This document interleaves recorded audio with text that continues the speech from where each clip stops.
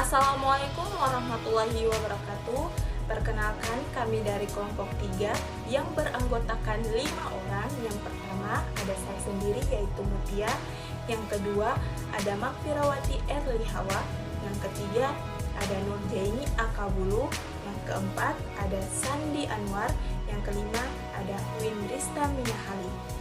Baik, di sini kami akan menjelaskan jenis-jenis data pada penelitian kuantitatif beserta contohnya untuk memenuhi tugas mata kuliah statistika dengan dosen pengampu Ibu Waode Eti Hardianti, SPD, MED.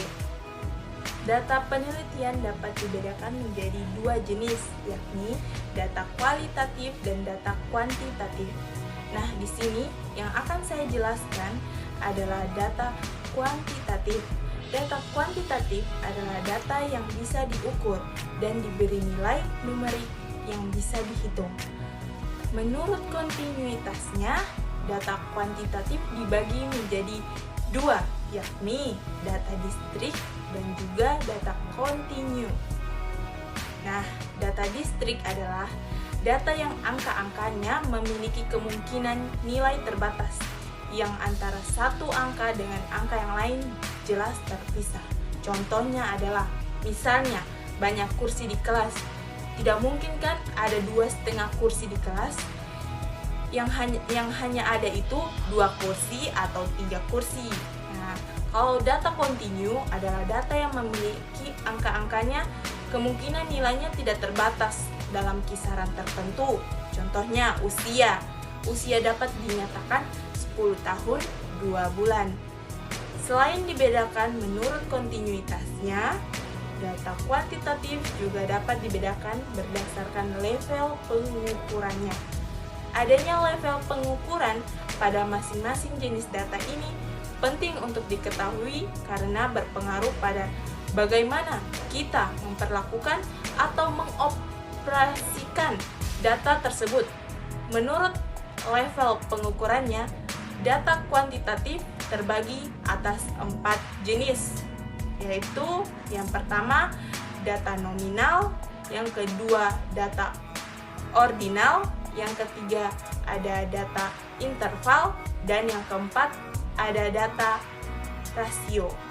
Nah, berikut ini penjelasan dari masing-masing data tersebut yang akan dijelaskan oleh anggota kelompok saya. Data nominal. Data nominal ini, angka nominal bukanlah hasil prosedur pengukuran, melainkan hasil pemberian. Nah, artinya angka ini hanya sebagai label atau identitas yang membedakan satu objek atau subjek dengan objek lain dan subjek lain. Misalnya, setiap pemain bola memiliki nomor punggung yang berbeda-beda. Selain sebagai identitas, pada level kelompok, angka juga bisa sebagai klarifikasi. Contohnya, laki-laki diberi angka 1, sedangkan perempuan diberi angka 0, karena fungsinya hanya untuk membantu. Maka angka dapat diganti-ganti asal tidak sama. Karena itu tidak bermakna kuantitatif pada angka ini. Akibatnya angka nominal tidak dapat dikatakan sebagai operasi hitung. 2 yaitu data ordinal. Angka ordinal adalah angka yang berfungsi untuk menunjukkan adanya penjenjangan kualitatif, atau secara sederhana angka ini menunjukkan sebuah peringkat. Jarak jenjang antara 2 angka yang berurutan juga selalu sama, dan karena itu operasi hitung, tambah, dan kali juga tidak dapat dikenakan. Contoh angka ordinal adalah dalam pemberian ranking di kelas, misalkan peringkat pertama memperoleh skor total 88. Peringkat kedua memperoleh skor total 87 dan peringkat ketiga memperoleh skor total 69. Meskipun jarak skor peringkat pertama, kedua, dan peringkat kedua ketiga sangat berbeda, namun urutan rankingnya tetap ranking 1, 2, dan 3. Angka dalam hal ini boleh berubah, namun urutan harus tetap sama.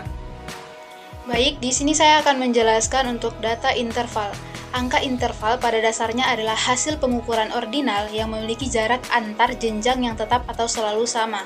Jadi, dalam urutan 1, 2, 3, jarak antara 1 dan 2 sama dengan jarak antara 2 dan 3. Sebagaimana angka ordinal, angka interval juga tidak memiliki nol mutlak, sehingga tidak bisa dikatakan 6 adalah 2 kali 3. Salah satu contoh angka interval adalah suhu. Jarak antara suhu 25 derajat Celcius dengan 50 derajat Celcius sama dengan jarak antara suhu 50 derajat Celcius dengan suhu 75 derajat Celcius. Namun, kita tidak bisa mengatakan 50 derajat Celcius adalah 2 kali lebih panas dari 25 derajat Celcius. Begitu juga kita tidak bisa mengatakan bahwa 0 derajat Celcius berarti tidak memiliki suhu. Baik, saya akan melanjutkan menjelaskan data-data yang ada di metode kuantitatif. Nah, di sini ada data rasio. Data rasio yang juga dikenal dengan skala rasio.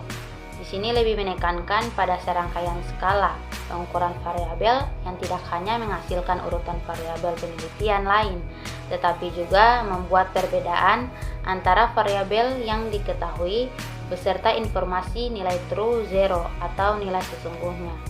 Nah, skala rasio ini setidaknya memberikan informasi yang paling detail karena peneliti dan ahli statistik dan statistika dapat menghitung tendensi sentral menggunakan teknik statistik seperti mean, median, mode, dan metode seperti rata-rata geometrik, koefisien variabel, atau mean harmonik juga dapat digunakan pada skala ini. Nah, contoh paling umum dari data rasio adalah pengukuran ketinggian. Tinggi dapat diukur dalam sentimeter, meter, inci, atau tinggi dapat diukur dalam sentimeter, meter, inci, atau kaki.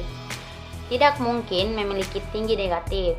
Saat membandingkan dengan data interval, misalnya suhu bisa min 10 derajat Celcius, tetapi ketinggian tidak boleh negatif seperti yang disebutkan di atas.